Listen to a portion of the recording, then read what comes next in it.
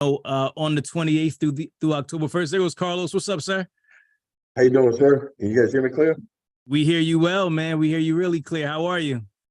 Doing fantastic. It's good to see you, sir. Man, good to be seen as always. I love this shirt, man. Let me tell you something. Y'all branding is like top tier, man. It's like when Spartan's in the building, everybody knows, man. Appreciate that, brother. For sure, for sure. What's That's that? why we're trying to get you down to the office.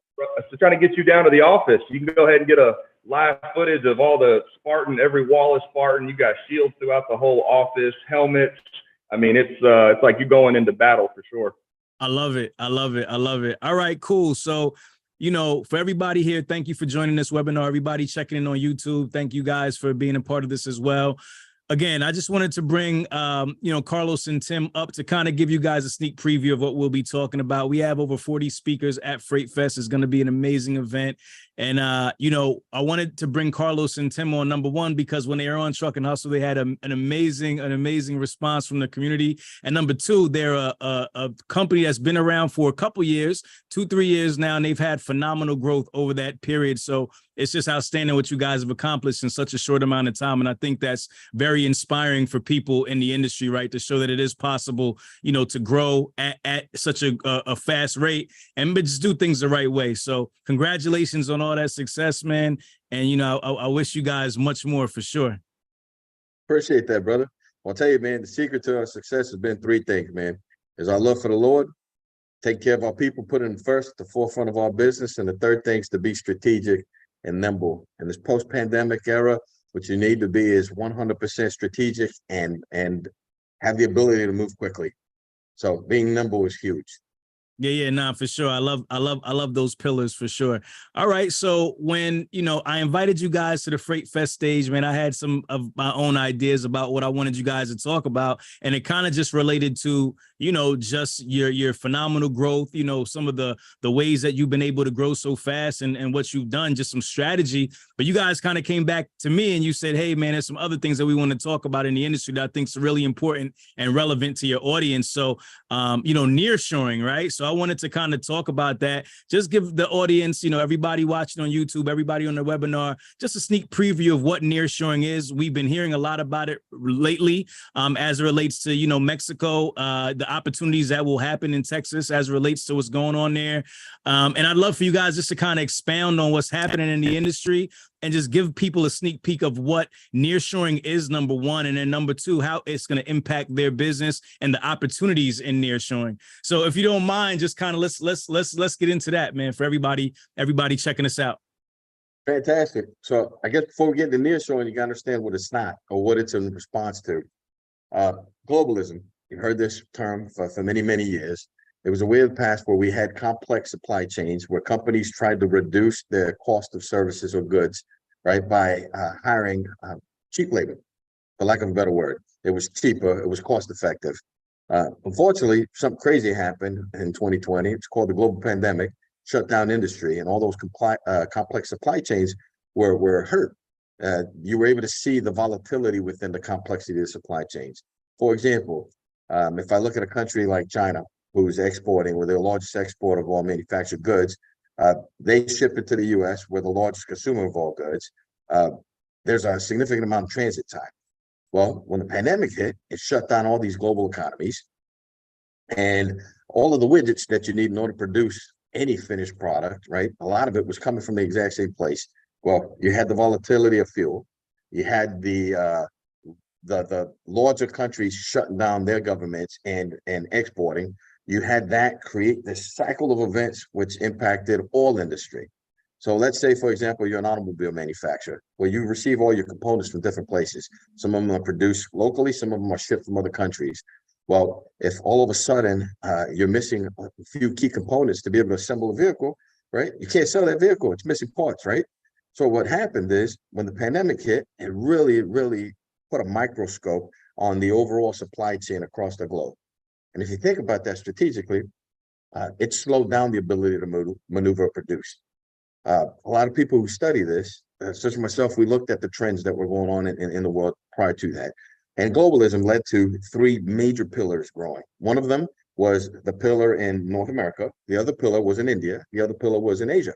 and everybody regionalized all of their services. Well, when the pandemic hits and we realize that we've created a volatility in all industry by being too what's the word I'm looking for?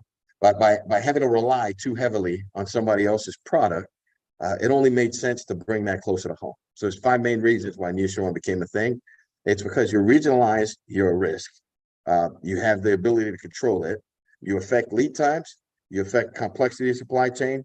You affect the ability to reduce costs. And Mexico really became a thing because in the last few years, Mexico has actually expanded to be the largest trade partner with the US. So they actually surpassed in the last 2 years, they surpassed China, which is crazy to think.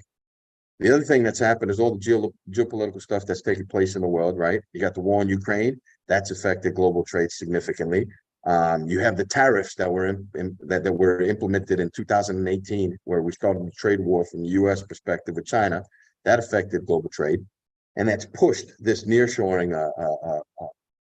I would say, like, we knew this was going to happen, but it's hyper focused it. Now, how does it affect people? That's what everybody wants to know.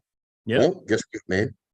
If all of this production is leaving China and it's being pushed over towards Mexico, and Mexico is starting to expand, they have a direct ability to impact the GDP in the US. A lot of people don't know this, but for example, in the manufacturing of automobiles, some products touch the US and Mexico 6 times before they're ever finalized into a complete fixed item or end item to a sold vehicle. That ability to be able to transport quickly, to be able to manufacture, coupled with Mexico's growth in both technology, they're graduating more engineers than even the US right now. And they have a skilled labor force, which labor is less than China. It's kind of pushed all industry to go there. So what I'm trying to say, if I were to simplify this, is Mexico's on the rise. They're going to be able to produce a lot more. And us being here in the US tied closer to Mexico is going to increase the ability for us to import directly from there. So if you're in a place like us in Texas, Texas is the powerhouse. Most of all trade that comes in from Mexico comes through Laredo. So 2 big components to know. One of them, last year was the first time where they connected an actual rail system from Canada all the way to the southern port of Mexico. And they're starting to use that instead of using the ports in Los Angeles, et cetera. They're starting to import product into into Mexico, into Mexico, and or produce in Mexico and ship it straight into the US, either via rail or via transit on a 53-foot dry van. So what I believe is going to happen, and what we were really excited to talk about, is the explosion of freight that's going to take place in that region. All the companies are already starting to buy copious amounts of land in Laredo, in Nuevo Laredo, and Monterrey. You see the Chinese government starting to set up infrastructure all across all across Mexico to try to bypass tariffs. It's a super complex thing that's going to lead to this explosion of freight within the Texas corridor leading up into the rest of the United States. It's the future. And if people aren't talking about this, they're lost in the sauce. It is the future. Right now is the time to start looking at if you're purchasing chassis, if you need chassis within the Texas region, if you're trying to buy trucks, you're trying to set up some kind of infrastructure to set that pathway in. We were fortunate enough earlier to land Toyota as one of our accounts. We're one of 12 carriers that supports these guys in all of North America, and there's over 750,000 carriers. But what we've done is set up a corridor there to be able to process the influx of freight. Toyota is one of our clients, one of our customers, but they're not the end-all be-all for what's about to happen. So if you're in any kind of space, nearshoring is the future. In layman's terms, it's producing product closer to home to reduce costs as a whole. That's the way of the future, man. Got it. I love that. How can people do more research on this on their own independently? Because obviously you know a ton. You've been researching this. Where do you find your information? If somebody's interested in this, where can they go to get more information or to keep up to date with what's happening globally? Well, that's a great question, brother. There's 3 things you can do. If you're the layman that doesn't really like to read a lot, YouTube's a great way to learn. There's a ton of content out there covering this right now because it's blowing up. Some of it's propaganda, right? Countries trying to grow their businesses, et cetera, or their GDP. But some of it's legit, scholarly type reconnaissance, trying to figure out what's going on with freight. Freight waves, they have a lot of studies or a lot of analytics out there. You could go to statista.com. You could look at the actual the trades. Something that I like to do, but I'm a bit of a nerd, man. is I looked at that USMCA and the tariffs agreement when we started the global trade to see why we were doing what we were doing. And I actually thought it was fascinating because it's public knowledge. You can actually go out and find out what products you had tariffs imposed on. And it was kind of ingenious in order to try to stifle the growth in China and try to make it an equitable trade with the US. Instead of attacking full end items, they started tackling specific products that were components of a major end item. So they looked at where the density of pain would be, per se, right? Like what particular component is needed for every piece of product, and they put a tariff on that. And that really has changed the way that we've looked at this landscape. So I would say YouTube, look at statistics. You can find all kinds of stuff on Google on this, and all you got to really do is research where you fit in. So if you're a transporter that focuses on cold storage, well, check that out, right? If you're looking at reefer transit, if you're somebody that's in rail, check it out there. If you're somebody who's looking at chassis to transport you off a rail or some port somewhere, look at that. And if you're just a carrier or even a brokerage, I would definitely start building capacity in those regions, man, because that is the future. Got it. And you guys have had success in the automotive space. Just for people, just for context, can you explain to the people who are watching kind of what you guys do and where you guys have had your success and been able to grow? Well, that's a great question also, brother. So automotive encompasses all automotive manufacturing. So there's plenty of manufacturing companies, OEMs out there. We were very successful in landing a relationship with Toyota. What we do is we pick up all the components at the tier one suppliers. So Toyota assembles a plant. They said, we're going to produce X number of vehicles, whatever the vehicle type is, and they need X number of parts or components delivered in order to meet that manufacturing demand. So they'll predestine or pre-order what they're going to do. They'll create their own routes, right? Then they'll give us those routes, and then we go out there, make the pickups, and provide a just-in-time service. So we deliver all the products in a particular schedule in order to support that manufacturing endeavor. Super high level, we're an extension of the manufacturing chain. Mobile manufacturing is what I would call it. So we run right into the plant. The plant consumes that product sometimes within 4 hours of us touching down on the plant, and it's in a major end item. It's in our final vehicle. So pretty cool. Very cool. Very cool. And how have you guys leveraged that relationship to grow your business? Well, I got to give the credit to Toyota there, man. Like they're willing to take a chance. So when we started with them, kind of crazy stories, we only had a 4-month-old MC. So although all of us were executives at different firms and stuff, we had the skill set. We didn't necessarily have the financials to do it. We're 100% homegrown, so we've never taken a dollar from anybody. Toyota took a chance. And we can't glaze over that, Carlos, a 4-month-old MC. Oh, we were a 4-month-old MC, brother. 4 months old, and nobody gave us a penny. So what we did is we created a consulting firm, helped consult other trucking companies, help them establish and launch some of their contracts, recycled those earnings. We took the recycling earnings, saved some of that. Tim and I and my wife, we're very humble people. Like, we're ex-military, retired people. We don't need a lot. So instead of going out there and buying yachts and commodities that depreciate in value, we said, hey, man, let's go buy some trucks. So we went out and purchased trucks. Toyota gives the opportunity, and then we've been able to expand organically within their network. We're currently in 3 OEMs, looking to expand into a 4th one, hopefully by the end of this year. It's been a hellacious journey. They've been a great partner. They really do put their money where their mouth is. They believe in diversity of people. They believe in operational execution, operational excellence. So we've been able to deliver, and they've allowed us to expand within their network. But they're not our only customer. We've got other customers that have allowed us to do the exact same thing. I think that really is a God thing. Once you land the largest automotive manufacturer of automobiles in the world, right? It tends to kind of like soften the blow when somebody else is willing to take a chance. Hardest thing to do is to get the first guy to say yes. After the first guy, other guys will follow suit. For sure. And can you just now speak to maybe some of those, because I mean, there's maybe people who are listening who can relate to this story, right? Maybe they have a new MC or they're just getting into business and they think that landing a customer like a Toyota is just beyond their scope. What were some of the things that you were able to do in order to gain that trust, if you will, for such a large customer? And that's a very loaded question, brother. I'll try to dissect it. Yeah. So first things first, what's the first thing that you see? Like first time you ever met your wife, you saw something, so you have to look the part, right?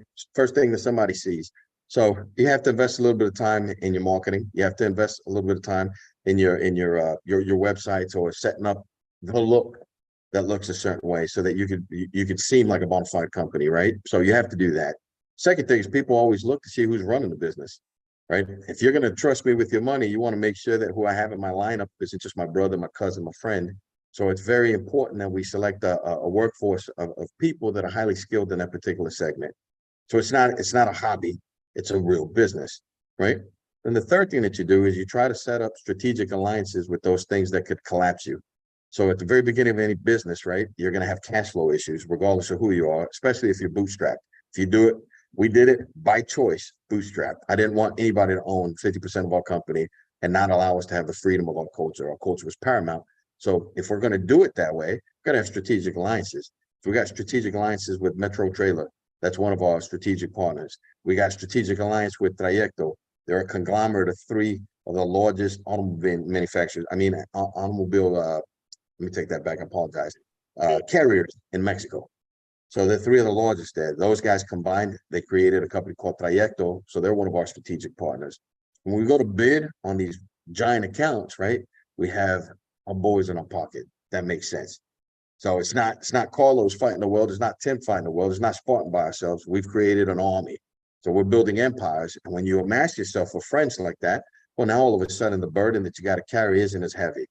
Does that make sense? And finally, a strategic partner of ours is a Triumph. So every company is getting started in freight world is going to need a factoring company, and there's plenty of them, right? I don't have to say Triumph's the only one, but we were very lucky with the way that we handled that relationship, and they've given us terms that most of the other factoring companies would throw up at. We've been blessed. I don't know if the Lord talked to them and softened their hearts, right? But they gave us a pathway. We got a pretty good thing going on with those guys. So long story short, it's that. Set up your marketing so you look the part. Get the people that you need in order to run the business so they know you're serious and it's not just you hiring your friends. And then you got to have strategic alliances in order to be able to execute the mission, because there will be ebbs and flows within the launching of this, right? And you're going to need to have battle buddies that you can lean on in order to help you carry that burden. And lastly, execute. Tim, yeah, you that's what I was going to add on to that?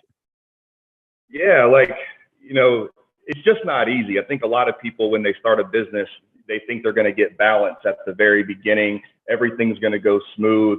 I mean, there's been tons of nights that we're up 2 or 3 o'clock in the morning. Myself, Carlos, up at 2 or 3 in the morning trying to find a carrier to run a late minute load because we had a driver call out. We've ran into finance issues. We've ran into staffing issues. We've ran into pandemic issues. And so it's supposed to be hard. Some of the best things that you're ever going to get.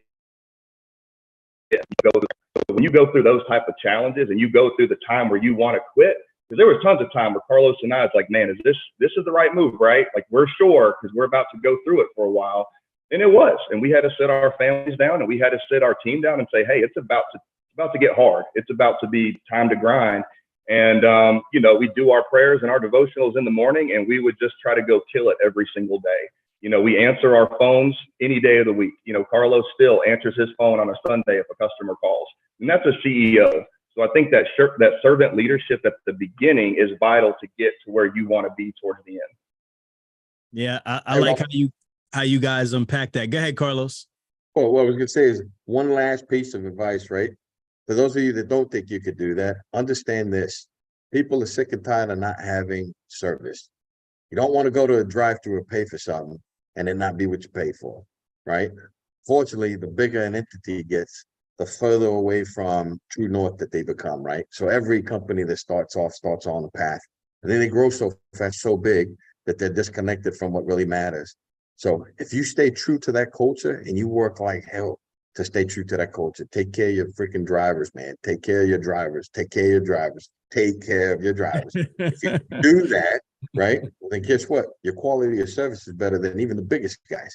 So we pay our dudes more than what some of the bigger corporations do. And we're not accountable to expand shareholder wealth right at the second. So therefore, we get to trump some logical decisions that most financial heads would say, this is what you need to do. And they say that because they only see one angle. We see all of the angles. And sometimes it's okay to tighten your belt, knowing that by doing what you're doing today, it's going to lead to an explosion in wealth in the future. Does it make sense? It And So does. stay true to that. Stay true to that. and there's a ton, These are Go ahead, yeah, Tim. and I know you were asking, yeah, you were asking Carlos earlier as far as, some of the strategies in play and with Toyota. And, we're not going to give up too many of our trade secrets today, but I know we're going to speak about some things that we're working on. But a lot of customers, so, again, my background's a headhunter. So most of my contacts are anywhere from VPs to C-level at Fortune 500 companies. And I'm getting asked all the time, what's the best way to get into Mexico? What customs brokerage should we use? Is there a one-stop or a non-stop option from A to B? And so when you ask about what questions should be asked, what's the most efficient way to get your product from one country to another? Because as Laredo and other locations get busier and busier, what's going to happen when the demand increases in Mexico? Where's your next place? And so you got to start asking the how and what's the most cost-effective and efficient ways to do it. And just like Carlos said about our business, what are the partners that we want to use? We want to use someone that just now figured it out, or do you want to use somebody that has experience internationally, experience understanding custom brokerages? And so those are the questions that you want to ask about your international business is, what is the best way? How are we budgeting today? And what partners are we putting in place today that can get us where we need to be in the future as we start to build that South America partnership? Got it. I love it. So I'm going to open up the floor for any questions. If you guys have any questions, put it in the chat. While I do that, I'm going to ask you guys one more question. So I have to just kind of touch back on just your branding and your marketing. You guys are some of the best that I've seen in just really like creating like culture and really like having just that feel, right? Like your company has a feel. Everything that you do, everybody who's a part of it are just so bought into what Spartan Logistics is.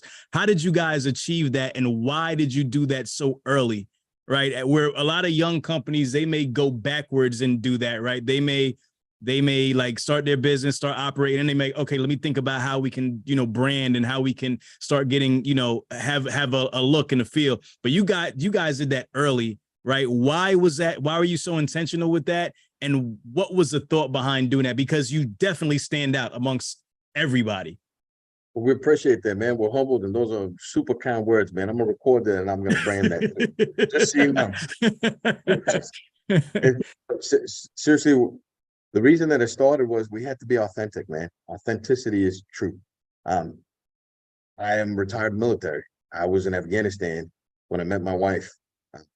Everything that we did in the military was symbolic, right? So everybody's got their colors. They have their own their colors. I'll just leave it at that, right? Like that's their company brand. Like if you were the wolf pack, if you were the battling bulldogs, whatever it was, everybody floated towards that. Being in Afghanistan, I was part of Task Force Gladiator. So I didn't want to drop Task Force Gladiator. Gladiator always stood to me because it was a warfighter type thing. And if I was going to be authentic and I was going to speak from the heart, I wanted something that represents and embodied who I was as a person. My wife as well. I met her in Afghanistan. So we had a dream. I had a dream. I said, you know what, Spartan, it has to be Spartan. And I had a lot of influence. I loved the Spartan 300 series. I thought that was awesome. And I really thought about, if we're going to be a revolutionary type force, if we're going to take the logistics world by storm, we have to have a flag that everybody could fly behind, right? What could resonate with people to be symbolic of militaristic type, I'm going to revolt type situation, right? To inspire that in people. And we realized if we're going to make this a movement and not it be just a company logo, right? And I need to design something where we need to come up with something that speaks to people. And I'll tell you what, man, the reason it's resonating and the reason you're resonating, brother, is because we got the people's heart at the center of our mission, right? Everybody's sick and tired of being kicked around. They're sick and tired of not being able to be successful at something. They just want to know, how do I get there? And we're willing to do that for free because we believe that everybody should get there. Why not? If they're lacking a little bit of education, let's give it to them. So we really focused on the branding in order to be able to communicate with the people and create this symbolic manifestation of resistance and growing. And here's the kicker. The most revolutionary person that I've ever seen, or that I've ever heard of, or that I've ever read about was my Lord and Savior, brother. So if I put God at the helm of all things, for me, that's the reason. So we looked at how do we gain the hearts of the people? How do we become that revolutionary concept? And if I was going to be gangster, and I'll let my head down a little bit. If I was going to be a little bit gangster, it's pretty gangster to go out there in front of God and country and say, hey, man, I'm the way, the truth, and the life, and nobody comes to the Father but through me. Crazy statement to say, man, to be able to say something like that, even though the world's going to try to kill you, it's something I can get behind, right? It's patriotic for me in that way. So that's why we did what we did, and it's resonated with a lot of people. They want to take a stand, man, and that's what Spartan is, man. I love it. And I add to that just a follow-up question. How did you get people to buy into that? Because one thing for you at the helm, right? You and Tim at the helm to buy into it, but how do you get your people to now buy into that? What is the process like to work and partner with Spartan? Is it like you got to go through this ring of fire first before you can get to this next level? Like, what does that look like? So that's a great question also, man. You're loaded. This is why we wanted to do this with you specifically, because you dig into the heart of the matter, right? You know exactly what you're asking. So I'm trying to think of how to answer this right. I can do this. Here you go, Carlos. Here, I'll start this. I know you'll kill it at the end. I'll tell you right now, Ramel, what's made this the easiest, it's not the ring of fire. When you have leaders that are vocal about their core values, when you apply to work for our company, you already know what you're going to get because there's no sugarcoat. Like we don't have a problem talking about our core values here. And when your CEO is the voice of it, he's like, hey, this is how I am. Well, everyone knows what you're signing up for. When you hit apply at Spartan, you know exactly. It's going to be black and red. You're going to have Spartan gear everywhere. You're going to hear about Jesus. You're going to see prayer. Now, you can choose to do your own life. We don't discriminate off of anybody, but you understand the values that our principles are. And that really sets the tone from when you decide to interview, you understand this is the culture that we're going to bring. But Carlos, I'll let you go ahead and follow up with that. Yeah. It's a good segue, brother. It's exactly what we talked about before with the branding. Just being authentic. Right. If I'm going to create something, right, I don't want to create something that appeals to people if it's not who I am, right? Because people are smart. They can see right through that. They could call a spade, right? So we built something that was who we were. And the reason that it's been easy to get buy-in is because people want authenticity. I'll tell you the greatest compliment that I've ever received to starting this had nothing to do with money, had nothing to do with prestige, had everything to do with a humble statement. He said, Carlos, I love my job because I don't have to wear two faces. I was like, wow. He says, man, I have to be this way at church. I got to be this way at work. I have to be this way at home. But here, I could be who I am. And there's no judgment there. You guys just care. And that authenticity permeates. It permeates in our messages. It permeates in our speaks. Listen, man, I'm not the smartest guy. I'm not the highest qualified guy. I'm not the guy that has all the strategic knowledge. There's CEOs that will blow me out of the water in terms of knowledge, in terms of strategy. I'm just a guy. But here's what God has done. He's made something powerful out of just a guy because I realize that I'm just a guy and I put him before me. So for that reason, he's created this entire explosion of things and things have just landed and all that. And being humble and understanding what that means, right? Doesn't mean that you need to be poor. It just means that you need to understand that you serve somebody else, man, and that you're not the reason for all things, right? I'll tell you what God's done. He's been giving me a heart to love more than the other guys. So although there's smarter CEOs out there, sharper CEOs there, more money CEOs, better dressed CEOs, more polished CEOs, they'll never say, hey, I'm about to get gangster with this. They'll never say that. That's not politically correct. People follow me because they know I'm authentic. I'm gonna mess up, and they're okay with that, man. They want me as I am, and they want Tim as he is, and all of our guys here are who they are, and we accept them just as they are. We take them the same way Jesus took you at your level. That's right. I love it. I love it. All right, guys. So we're going to continue this conversation at Freightfest. I just wanted to give the people a quick sneak peek. Listen, anybody who's checking us out here on the panel, on the webinar or on YouTube, I have a special discount code for you. Use the code NEAR, NEAR 25, NEAR 25. You get 25% off of Freightfest for sitting here checking this out. So you get paid two ways. You get a discount and you get some knowledge, from this webinar, man. I thank you guys so much, man, for just your authenticity, just, helping out and just supporting Freightfest, supporting what we're doing here at Truck and Hustle. And, I appreciate it, man. Your family, you're tied in now for life. So it's all good here, Man, brother. Thank you so much, man. And we're humble to be here with you, dude. We got your back 100%, dude. Anything you need, you count on us to be there for you. All right, guys. So you can definitely come check out the Spartan team. Go ahead, Tim. You got one more thing? No, so yeah, I'll see you guys in a few weeks. Okay, cool. All right, guys. So go to freightfest.com, near 25. We'll see you in a few weeks. Tim, Carlos, and about 30-something others will be gracing the stage, man. We're going to have a good time. Thank you guys for doing this, man. I really, really appreciate it. Take care, bro.